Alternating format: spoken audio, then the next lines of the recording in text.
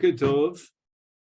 Today's daf is daf Yudal, and we're up to line 3. Amalei Huna Mar Grade Rav Nechemia L'Rav Ashi. Elamei Ata. We're learning now the sugi of Maimad Shloshtan, and we established that the reason why Maimad Shloshtan is effective, according to Rav, with the approval of the Lova, is because he gets a benefit in that he no longer has to pay on the original date, but he gets an extension, and that Hana is enough to be makna the chov to the third party. So now we're going to ask the following question. Kigon Hani Debei Bar El Yoshiv de Katfe V'Shakli Lealta. The group which is called Bar El Yoshiv, Bei Bar Yoshiv, these are very tough people, Alimim, and they don't want to wait and delay their ability to collect money. The very day that the payment is due, they force you to pay up. And therefore, in this case, there's no Hana of Milva Yeshana. Is Hachanami Delokanu? Are we going to say, therefore, according to this logic, Rav Ashi's logic, it should come out that in this particular case, there should be no chov of Maimad Shloshtan. In other words, the Makabel should not be Zocha because the Lov is not going to be makna his rights, or I shouldn't say his rights, his obligations to the third party because he gets no hana. There's no milva chadosha here. And v'chite menochinami, maybe you'll say, all right, so maybe that's the law that we, every situation will change, and we'll always have to evaluate it to see whether in fact the lova receives this hana of milva yishana to extend the payment date. If that be the case, nasato dvarecha l'shiurim. The Takanis Chachamim is not going to be really worth anything because every single scenario we're going to say, well, does Maimad Shloshtan operate here? Is it effective? Does the Lova get this Hana? Does he not get this Hana? Ella Omar Avzucha. So now the Gemara rejects the original tam of Rav Ashi in the explanation that what underlies the Takana of Maimad Shloshtan is the Hana that the Lov receives, but rather Hani Tlas Mili, the following three dinim, one of which is our case of Maimad Shloshtan, Shavinu Rabbanan Kilchus Lov time. The Rabbanan accepted it, or shall we say, instituted it for whatever reason motivated them, but it becomes like a halacha below time. What's halacha below time? Well, let's say, for example, we have something called halacha Moshe Sinai. Moshe was up at our Sinai. He received directly in transmission from Hashem certain halachas. We don't know how they operate necessarily. And chada, one of these three is this case of Maimad Shloshtan. And in fact, we don't know exactly how it operates, but the Rabbanon established it. And in the presence of these three people, the Malva, the Lova, and the Makabel, it's effective. And the obligation of payment to the Chov is transferred over to the third party. Now, Tosas, Dibra Maschil Kehilchasa, the second Tosas on the Amud, he points out that for sure, the Gemara is not saying that the Chacham had no reason or no motivation, what he calls a tam or a siba, to make this takana Maimad Shloshtan. For sure, they wanted to do so. They wanted to make it more fluent in the monetary system that we should cut down the tircha of making kinyanim, so that instead of having to figure out, well, the lova is going to pay back the malva is going to pass it on to the third party, they wanted to shorten the process. The Rosh adds another point over here. And he says that this is called Takonas Hashuk. And what is Takonas Hashuk? People are buying merchandise, and let's say when you're buying merchandise, you might not have in your pocket currency, meaning liquid assets, to pay the mocher. And where are your liquid assets? They're in an outstanding loan, a chov that's owed to you by someone else. So you want to get that money over to the seller so that you can purchase whatever he's selling, his merchandise. And in order to facilitate this, the Rabbanan instituted the entity of Maimed Shloshta. The Ktsos HaChoshen writes that this would seem to apply to a case of a milveh, where there's no mos be'en, and the malva wants to get those mos over to a third party. And there's no kinyan that could be operative with regard to the milva, that chov. But in the case of pikadon, which is a be'en, then we could say that the Rabbanan are facilitating a kinyan which would operate in a case of be'en. In other words, the mafkid could transfer ownership over the be'en that's in the hands of the nifkad by simply inviting the third party to make a ma'aseh kinyan. So in that case, says the Ktsos, we don't have to call it a milsad lo taima, because milsad lo taima means that it completely circumvents the halachic choshen mishpat monetary laws. And in the case of a milveh, it doesn't even lend itself to kinyan. So that's called a milsad lo taima. Now, we mentioned in the name of Zutra that there were three. What are the other two? V'idach, what else did the Chachamim establish, like a halacha Moshe Sinai? And that's the case of a shchiv merah. And the din is, with regard to a shchiv merah, that if he writes a shtar matana on all his possessions that should be transferred over to his wife, and that would seem to cut out his yarshim. So what we do is we, in a sense, disqualify the shtar to some extent, which means that the possessions of the Baal will not be transferred ad hoc, the entire thing to his wife. The Omer Rabbi Yehuda Mishmuel HaKosin Kol Nechas Vishlo Asala Potropa. We're going to reinterpret his shtar matana, and instead of taking it literally as transferring all of his possessions to his wife, he's only going to appoint his wife as the quote-unquote apotropos to divvy up the nechasim amongst the children, the rightful yorshim, the heirs.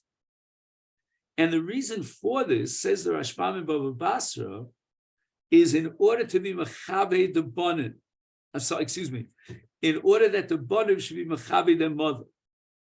So I found this fascinating just on a psychological level, that if the children have to come to a parent to divvy out the Yerusha money, the checks, and it's rightfully theirs, they don't really need their mother, but she's going to be in charge. She has power of attorney. And that's going to give them a certain element of cover. Now, this is especially true in the case of a second marriage where, the children don't feel that sense of cover, of kibbud aim to their stepmother. In any event, the entire process here of Rabbi Yehuda Shmuel is based on an umdana. But this umdana is contradicting that which is explicit in the shtar. And therefore, it's considered a milsad lo taima. It doesn't operate through the monetary laws of Choshen Mishpat. It's a separate Hakonas Chacham. And what's the third one? The Amar Rab Chananya. Hamasi Isha Livno Gadol B'bayis. There is a house, and the owner of the house, who's the father of a son, cleaned out the entire house.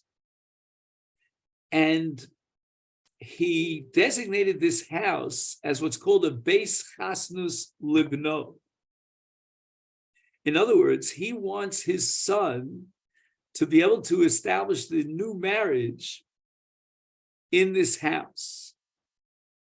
And the father of this son is no longer using or benefiting from this house.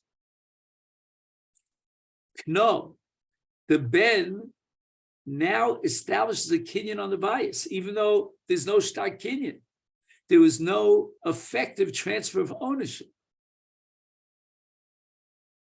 And therefore, the kinyan that the son will acquire ownership over this bias is a milsa de lo taima. It doesn't operate within the system of dinei momenos. And that Chachamim made this takana in order to guarantee that the chassan would have a house to live in, because it's a gnai for him to marry a woman and he doesn't have a place to live. So in all these three cases, we are jumping the system in order to achieve a certain goal, which we understand that the parties to be would want to achieve. Now we go back to Maimed Shloshta. The Gemara tells now a story about the Amoraim who were machne one to the other, but Maimed Shloshta. Avalei Rav Acha Bardala, Rav said to Rav Acha, Kaba de Morika, Kav Karkum. So this is a certain kind of spice. And this is what's called Shavya Muat. It's something that has very limited market value. What shall we say? It's worth 5 zuz, or I don't know what. And Rav says to Rav Acha, Isle Gabach, I deposited this Kav Karkum in your hands. Yavi Leploni, I want you to give it to so-and-so. And Be'apika im naloch de lo hadrabi. And in the presence of that makabel, who's going to receive this object that's a pikadon in your hands, I am going to make this statement, this declaration of Maimed Shloshtam. And as a result of the fact that it's going to be stated and declared in the presence of that third party, the recipient, lo achsar bi, I will never rescind this obligation. Now the Gemara thinks at this point that what Rav was saying was that in order to guarantee that he wouldn't be choser bo, and that this matana would absolutely come to be implemented, therefore he commanded that the makabel, the recipient of the matana, be there at the time, and therefore he, by tacitly agreeing, has committed himself or revealed his gemiras das that he wants to receive this matana. So Gemara says, Michlal, it would seem from the words of Rav, Di boy hadarbe, Motzi hadarbe, that Rav had to make an explicit statement that he would not rescind this matana. But if not for that explicit statement, then apparently Rav is saying that he could be choser bo. In other words, until the makabel matana actually receives the matana in his hand, then the noseina matana, who's the mafkid in this case, can rescind and nullify the deal.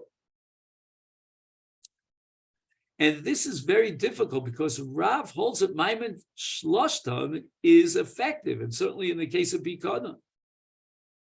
So the Gemara now reinterprets the words of Rav in a broader context. Hachikama. This is what Rav intended to say. Dvar malolu, meaning once I say to you that this Bikadon goes to Ploni, lo nitnu l'chazara. He wasn't saying that I am now committing myself by virtue of this declaration that I won't rescind this gift. He was saying that because we're doing it in the right way and we're setting up a Maimed Shloshtam in which the Makabel Matana will be present, Therefore, there's no chazor. The Gemara asks, Omar Rav Chadazimna, why does Rav feel compelled to repeat himself and establish a second time that Maimed Shloshim is effective and it's a kinyan? The Omar Rav Huna Rav, Mono libiyodcha tneu lo leploni b'maimed shloshim kana. Rav is already on record as saying that Maimed Shloshim is effective, and the Makabel receives the kinyan on that object or that halva, and there's no possibility of chazor. Imeahi hava mina hani mili matana meruba. Rav's statement was mana li biyodcha. Mana is 100 zuz. That's considered a significant amount of money. And therefore, we would have thought that the Makabel must be there at the time of the matana, which is called Maimed Shloshtan, in order to indicate his agreement to receive the matana, because this matana of Maimed Shloshtan cannot operate without the das konet. And perhaps when Rav added the stipulation that it's got to be b'maimed shloshna, the makabel matana must be present at the time of the matana, he meant because it's a matana meruba, it's a full mana, 100 zuz. Well, matana mu'etes, like the case of Rav and Rav Acha with a kav karkum, which we said is shavya mu'ad, it's worth a very limited amount of money. Then we don't need the makabel to express his tacit approval of the matana. We can assume that for sure he wouldn't mind receiving a matana.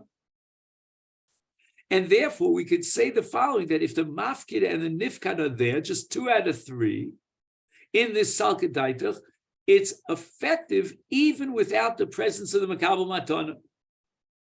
And we're going to assume that there's gemiras das of the makabel matana in the case of matana muetes, but not in the case of a matana meruba. Now, I was trying to figure out what's the psychology here, because l'chora, intuitively, we would say just the opposite. In a case of matana meruba, certainly the makabel would want to receive this matana. It's like, winning the lottery. It's a massive amount of money, 100 zuz.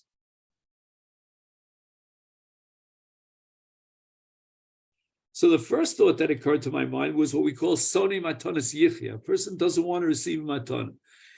And the larger, the more significant the matana is, the more he should not want to receive it. We don't want to be dependent upon others, adam li'amal yulad, and so forth. But perhaps on second thought, maybe we could say something a little bit more halachic. And we could say that when a person receives a matana meruba, there's always an element of, there's no freebie in life. You might have to now pay up debts, or maybe people are going to treat you, in a different way, like a rich person. The poor people are going to. There's a separate halach of gemiras das and matana. What do I mean? Every kinyan requires gemiras das. You need a makna, a kona, you need das makna, you need das kona, you need a maisa kinyan. Those are the 5 elements. But in the case of matana, there's a separate halacha of das.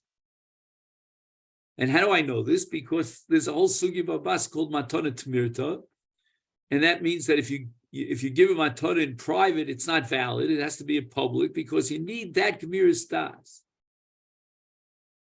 So Kamashman, therefore Rav had to tell us a second time around,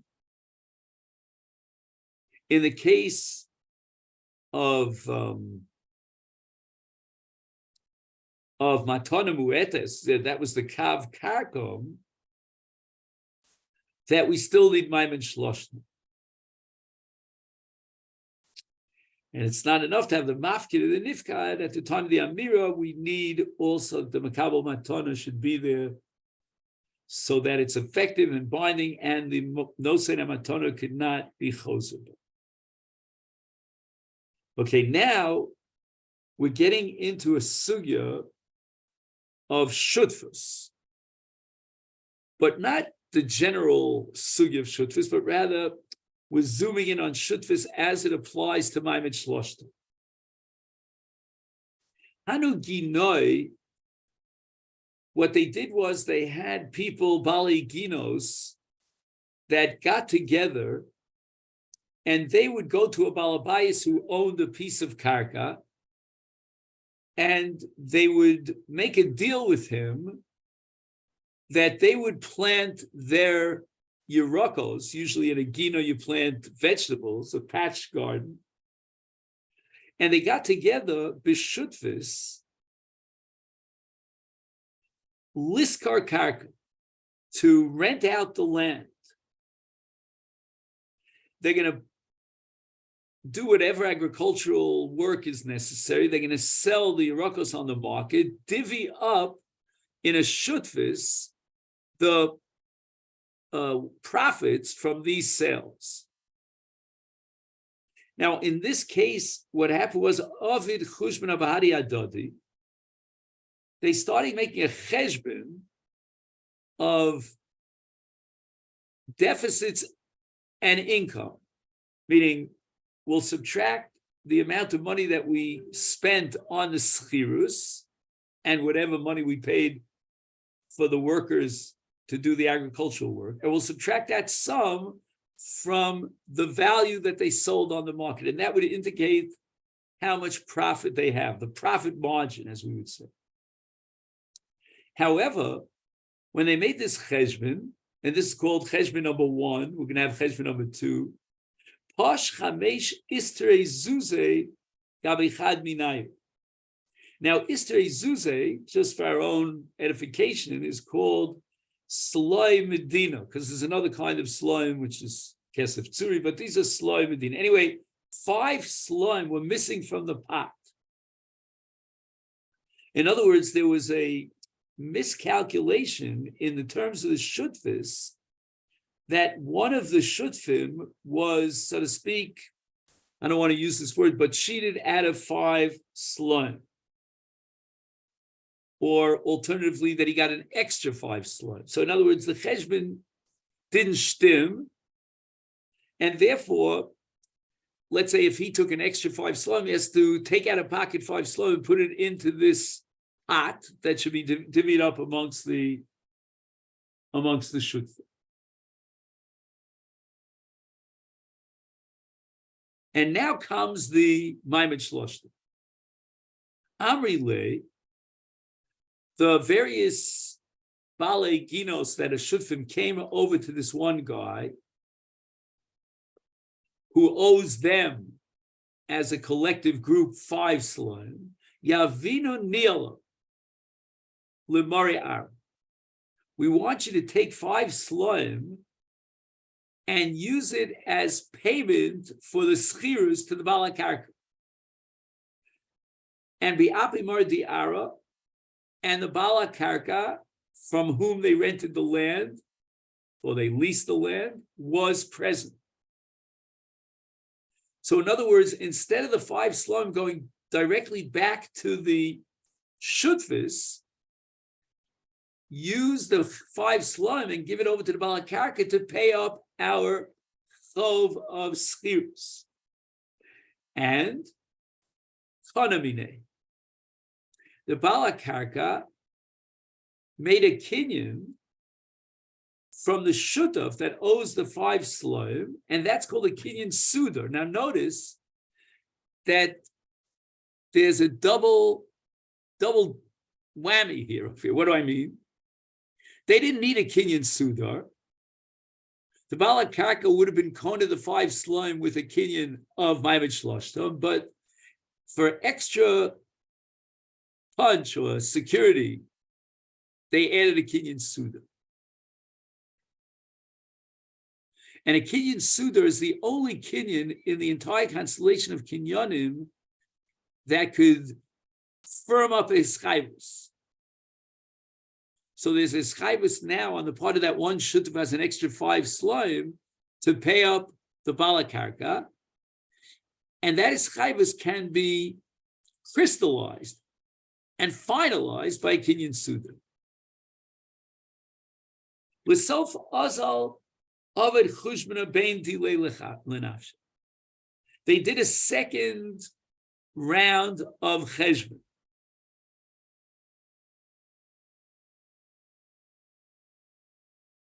And in the second round of cheshbon, which is bein dilei lenafshe, between he and himself, lo pashka bevel midi.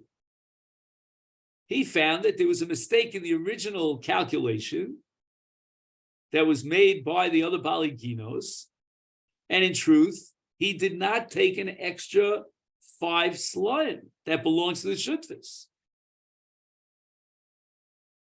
Also, the Kami Rav Nachman, he comes to Rav Nachman. Now, you and I would have said, without even blinking, that we have here a Mekach Tos.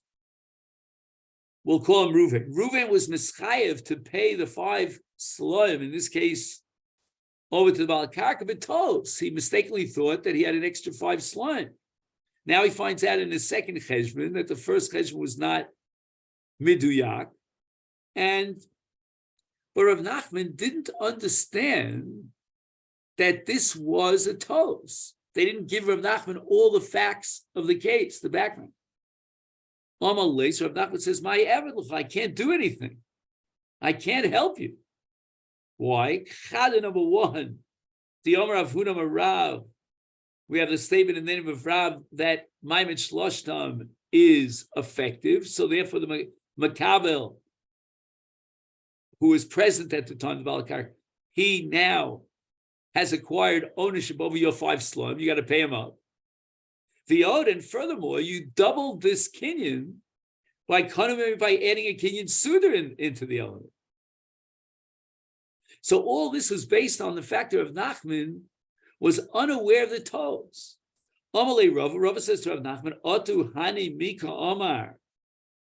In other words, is this person saying lo ya'ivna? I don't want to fulfill my iskaivus. That's not what he's saying. The leka gabai ka'omar. He's saying that there is no cheshbon here by me. There's no obligation.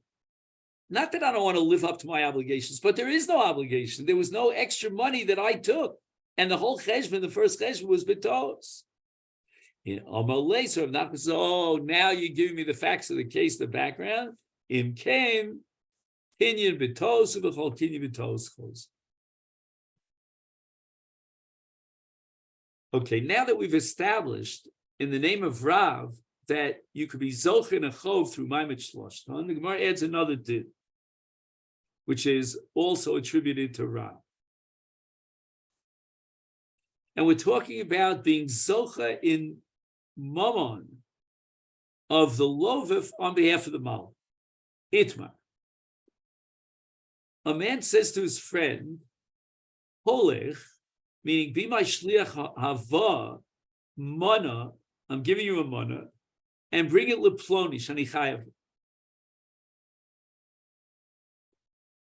Now, at this point, the shliach is holding on to the kesef that's going to be transferred over to the loveh in order to clinch the alva. Omar Rav, chaybach reyusa.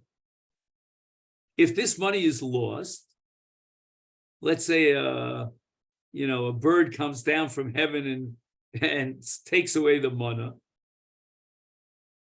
is the loveh is going to suffer the loss. And the loveh is going to have to pay up for that mana.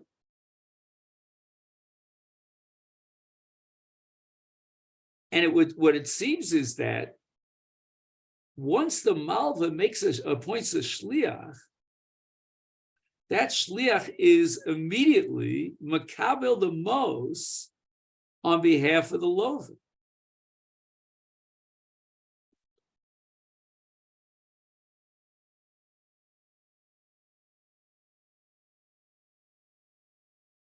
Now let's turn around the case in a shliach of the loveh. Holech mana leploni shani chayav lo.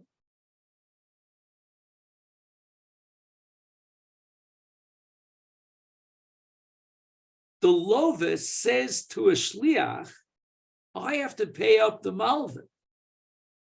take this money, be my shliach hava, and pay up the malva. Now an onus happens, and the money never was received by the malva. Who has to suffer the loss over here? Comes along Rav, and he says that the lova cannot be potter from his chiv piron, even though the situation had it that there was an onus. The imbal lachzor, if let's say after the most were given over to the shliach, the lova decides that he wants to take back the money from the shliach. Why? Because he's afraid that maybe the shliach will never deliver the money. Eino chozer. Rav again insists that once he gave over the money to the shliach was zoche in the money on behalf of the malva. Why? Because zoche the other shlo b'fanav, and it's a schus for the malva to receive his payment back. So even though the money never was received by the malva, but nevertheless, once the most were given over to the shliach, they belong to the malva. And if the lova says, no, I want to cancel out of this deal, I don't want this shlichus to operate, any yochel lachzor.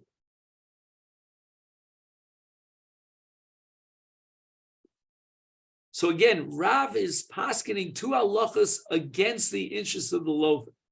Halacha number one is that until the most that the lova sent to the malva are received by the malva, the lova is responsible. And halacha number two, the lova, once he gives the most over to the shliach to pay the malva, he cannot rescind that. He can't get his money back. Shmuel Amar, Shmuel disagrees, and he says, wait a minute, there's sort of like an inner contradiction in the two halachas that Rav establishes. Mitoch shechai b'achri yuso, im bo lachzor chozer.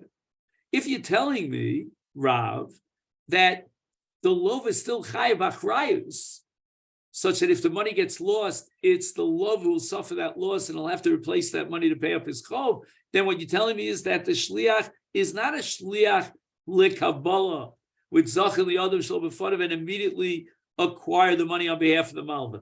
It's still in the hands of the shliach, which means it's still in the hands of the lova, and therefore the lova has a right to be chozer bo. He can take back his money from the shliach.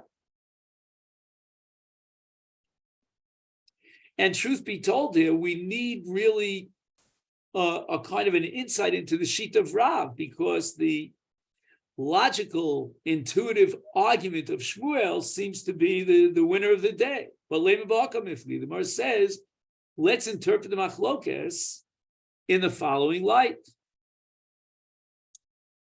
He says, the Lova says to the Shliach, Holech mana zel leplonu. That was the case. The Mar Sava Rav says, when a person, a Lova, gives money over to the Shliach and he says, Holech, what is the implication of the word Holech? His chidami, which means I want to give this money as a matana. And the word zechi is milashon schus matana. Zeche, acquire a kinyan on this mana on behalf of Ploni. The shliach therefore steps up to the plate and he's zochen these mos in order for the matana to be effectuated, so that the makabel matana receives this this gift. And therefore the malva is zoche in this gift immediately because of zechi. The lova therefore cannot be chozer. Now we have to ask the following question: if the shaliach serves as a makabel matana on behalf of the malva, then why, if the money is lost, should the lova suffer this loss?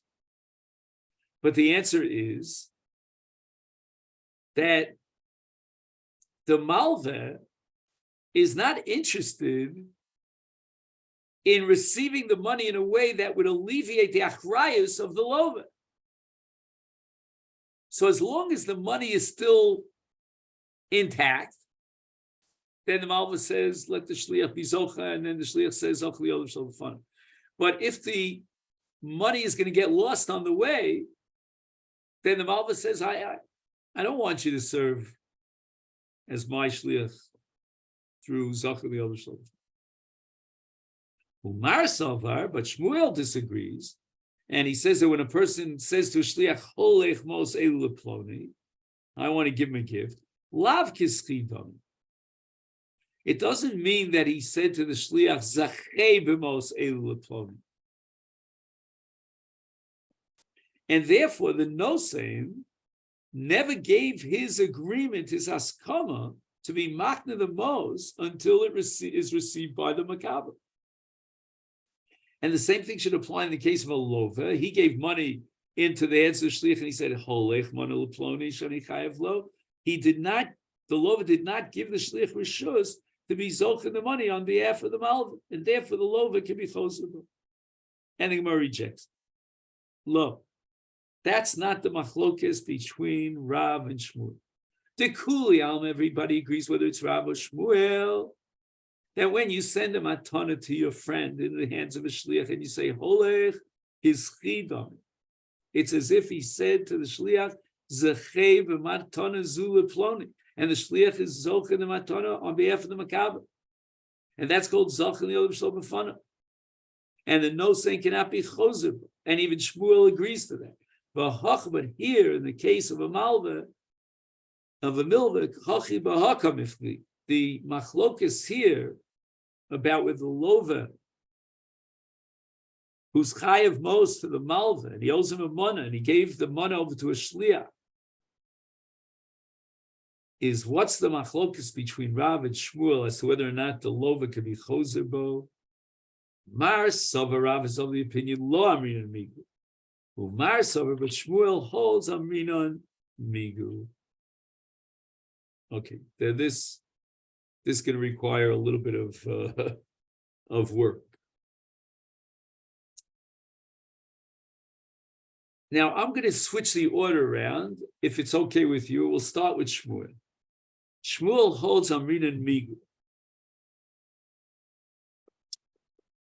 What is migu?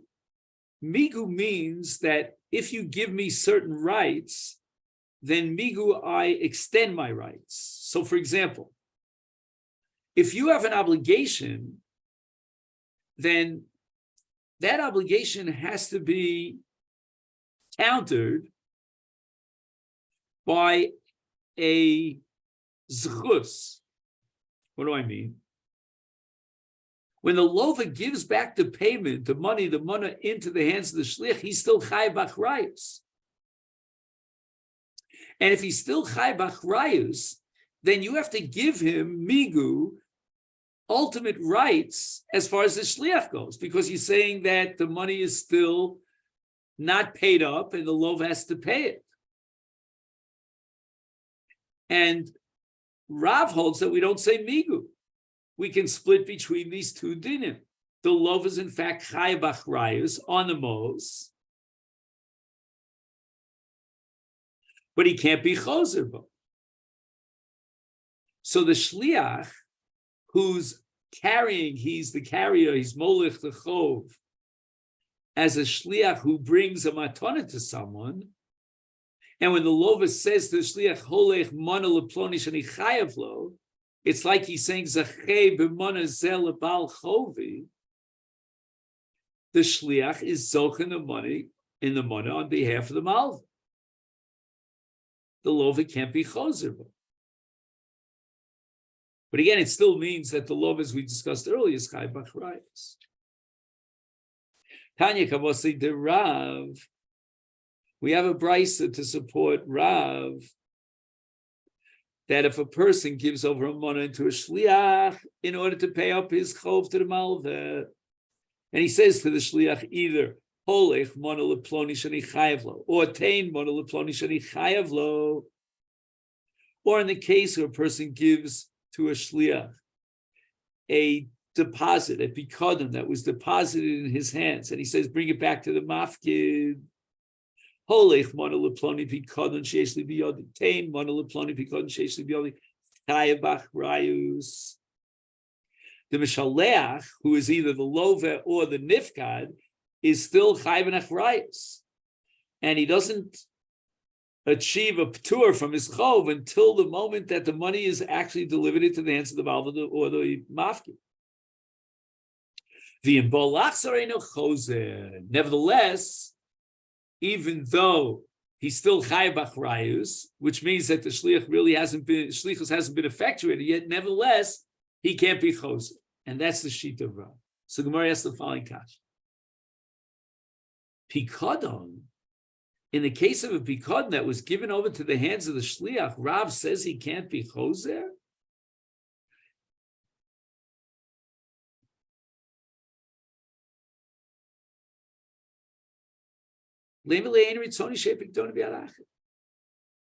Why can't the nifkad, who's the mishaleach, say, I don't want, I'm sorry, just 1 second. Who's talking now, the nifkad or the mafkid? Just a second.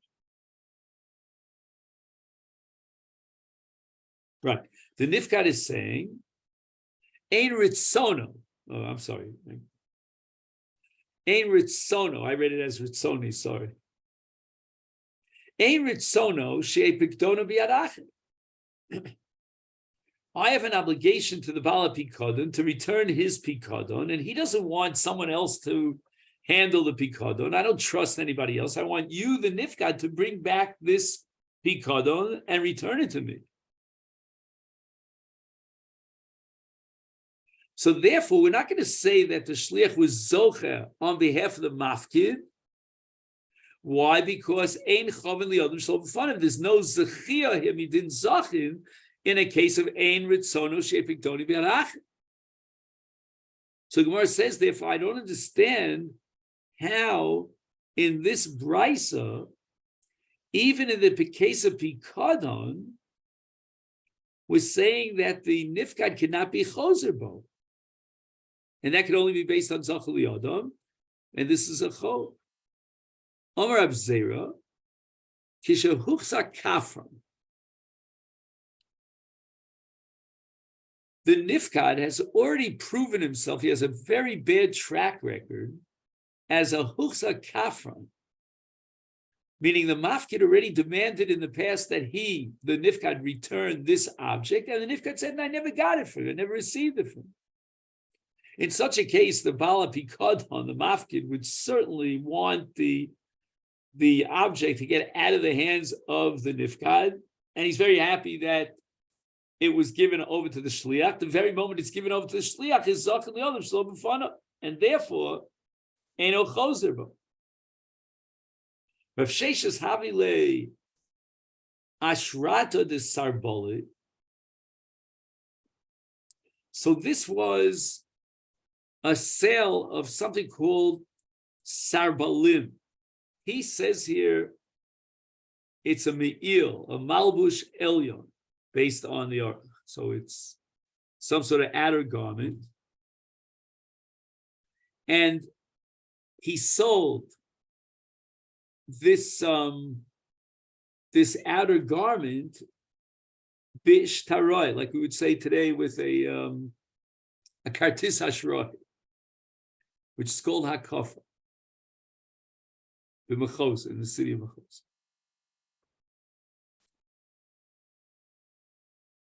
So the people in Mechose have an outstanding loan or an obligation in the context of this mechir of the beged to Rav Sheshes.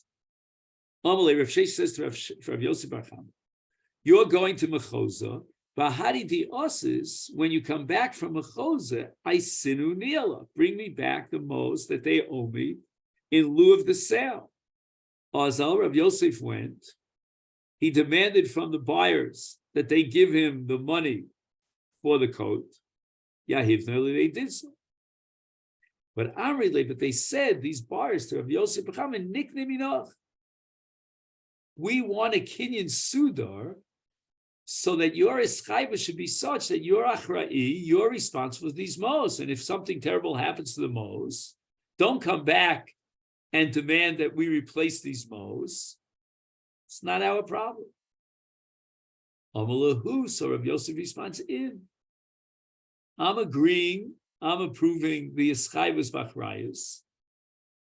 However, Basof, when it tried to be Mischayev, Ishtamitlahu, he disappeared.